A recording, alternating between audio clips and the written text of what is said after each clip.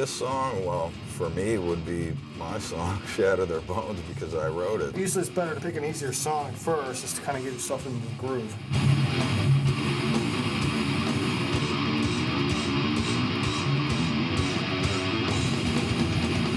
Rob played through his song no problem, but for me it was difficult. That was probably the second toughest song. It was just hard, you know, it's just a whole bunch of fast, mid-paced, two-finger picking. I don't think anyone would play it and say it was easy. You know, I remember Pat said he thought it was pretty hard too, and Pat can play just about anything. They're all kind of hard in their own way. I thought certain songs were going to be easy, and then got in here and started recording, and they just turned out just to be the biggest pain in the ass ever. Like Cauldron of Hate, for example, that was a big pain in the ass. The easiest songs for me to record are the ones I wrote.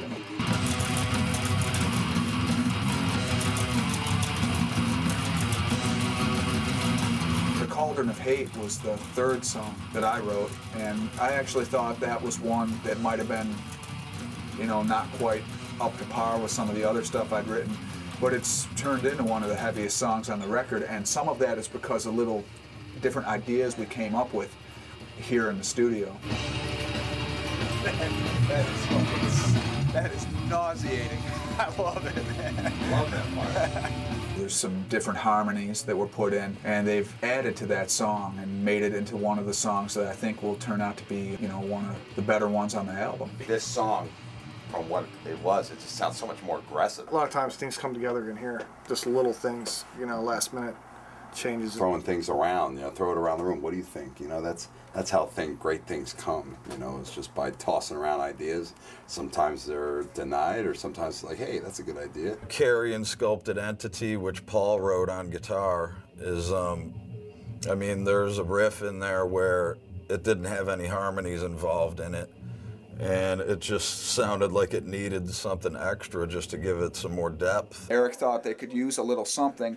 Now, I had already written a bass line to it, and I had put a few, you know, intervals in there to make the line interesting. I wanted to make sure whatever harmony they wrote didn't have notes that were going to clash with the line I wrote in a way that wouldn't sound good. So I sat down and wrote something that works with my line that will harmonize well with the part that Paul already wrote, and hopefully it'll sound as good in there as it does on here. This is going to be cleaner than a super low-tuned guitar, so we'll see once Pat's done with Lunch Break, you know, how it sounds. He's harmonizing the third ending part, and then he's coming in on the fourth part with the higher minor, and then harmonizing the last part as well into the end. Instead of like harmony, harmony, harmony, harmony, it's like the second half of it is straight and then harmony. 4, 5, 4, 7, 9, 10, 7, 7, 8, 11, 7, or 6, 7. Whichever way feels better for you. Try it. Try harmony idea 2. Let's hear what they sound like. It's already like fucking making a very uncomfortable situation, which I personally enjoy. I mean, it's like cool. Like before it was, you know, it was cool, but it was just kind of barren.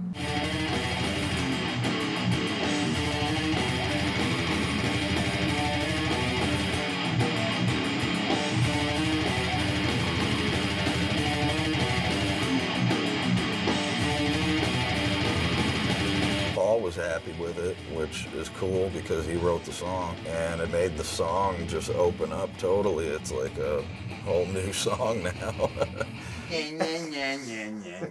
Sing it to me. William Shatner. Can you imagine William Shatner singing that riff? That'd be fucking incredible.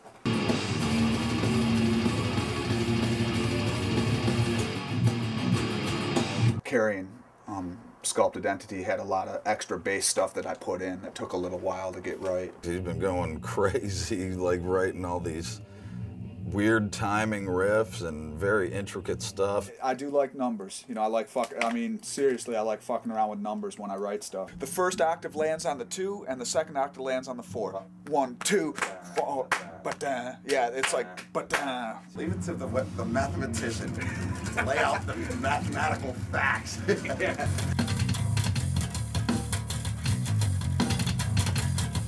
If there's parts that call for a slower bass line underneath a super fast guitar part, I'm not that is certainly not beneath me. I'm going to do whatever it takes to make the song sound killer. Sometimes you that's know? what complements the song the best too. You know, is that halftime approach on some of these riffs where Alex did halftime. It really sounds great. Well, like in Unnatural, there's the part at the beginning where it's like, or,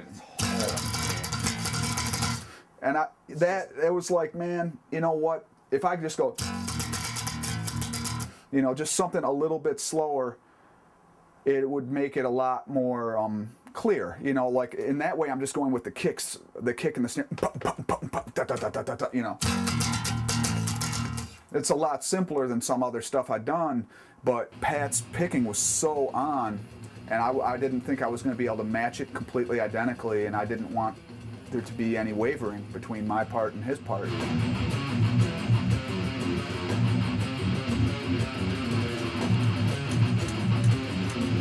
As a bass player and just a songwriter and a member of a band, it's really awesome to be able to work with two of the best rhythm players, you know, in metal.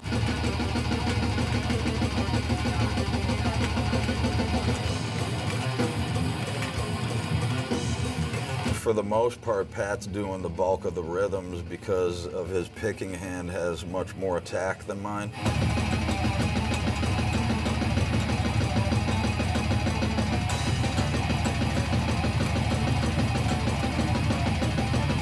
So a lot of the fast stuff, he's just doing both of the tracks just so it's airtight. He's taking it over here, dude. Look, he's gonna stand together.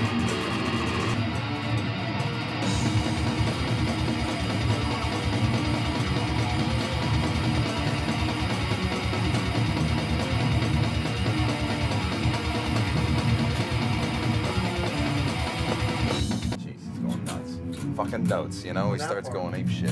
Wipe some of that notes fucking sweat off. Rob did all of Shatter. He did some of Beheading and Burning. Beheading and Burning was one where it was a little tougher for any one guitar player to do both parts, because Beheading and Burning has two separate guitar parts through pretty much the whole song. So that one is Rob on one side and Pat on the other.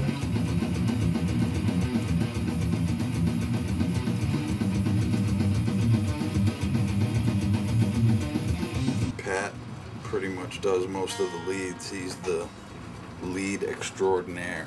Did a lead in Priest and the leads in my two songs, and I got many, many more to write. You know, if he starts getting stressed out, then I already talked to Rob about him maybe doing a couple more. I just have two on Shatter Their Bones. For his song we did solo yesterday, and he kind of had an idea already of where it was going, and it pretty much stayed within that region, and it came out killer.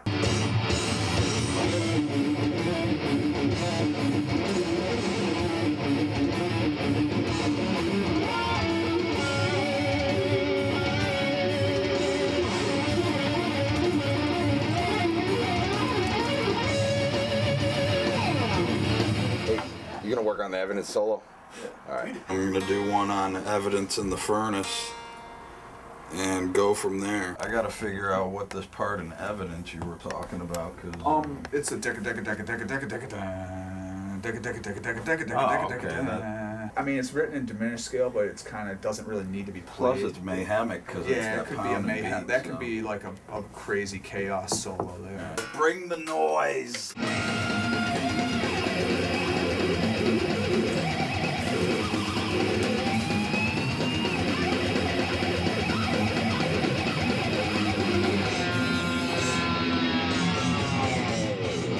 I can't really discipline myself to write a lead, like note for note, ever.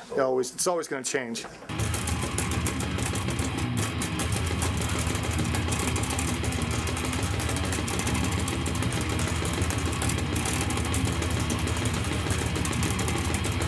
Even when we were doing bass, we were still doing rhythms.